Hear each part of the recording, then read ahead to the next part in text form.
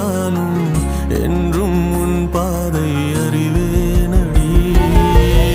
உடல் பொருள் உயிரே இனி உன்னை சேரவா, விடியும் வரையில் உன்னை தாலாட்டவா, நெஞ்சில் சுமப்பேனே கருவாய் காப்பேனே.